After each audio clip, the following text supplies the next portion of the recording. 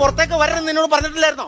ഇപ്പൊ എവിടെ പോയിട്ട് പരിപാടി? അത് ഞാനേ നമ്മുടെ പഞ്ചായത്ത് കുളത്തിലൊന്ന് കുളിക്കാൻ പോയതാ. എന്റെ ദൈവമേ, പഞ്ചായത്ത് കുളത്തിൽ കുളിക്കാനോ? നീയോ വീടിന് പുറത്തിറങ്ങരുന്ന് പറഞ്ഞ നീ പഞ്ചായത്ത് കുളത്തിൽ എന്തായിട്ട് കുളിക്കാൻ പോയോ? ഓ എന്റെ ചേട്ടാ, അപ്പോഴല്ലേ നിങ്ങളുടെ അമ്മ വന്ന് പറഞ്ഞത് ഇവിടെ പൈപ്പിൽ വെള്ളമില്ലെന്ന്. എന്നാ അടിക്കാൻ പാടില്ലായിരുന്നോ? അയ്യോ, എന്നാ പൈപ്പില് വെള്ളമില്ലെന്ന് പറഞ്ഞതിന് ഭർത്താവിന്റെ അമ്മയെ തല്ലി എന്നുള്ള പേര് എനിക്ക് കേൾക്കാൻ വയ്യ. എന്റെ അമ്മേനെ തള്ള കാര്യമല്ല പറഞ്ഞേ, നിനക്ക് മോട്ടടിക്കാൻ പാടില്ലായിരുന്നോ? ദേ ഒരു കാര്യം ഞാൻ പറയട്ടെ, ഇനിയിപ്പൊ മോട്ടർ അടിച്ചില്ലെങ്കിലും വെള്ളം ഇല്ലെങ്കിലും ഒന്നും ഒരു കുഴപ്പമില്ല. ഈ പഞ്ചായത്ത് കുളത്തിൽ പോയി കുളിക്കുന്നുണ്ടല്ലോ, ഭയങ്കര നൊസ്റ്റാൾജിയായിട്ടാ.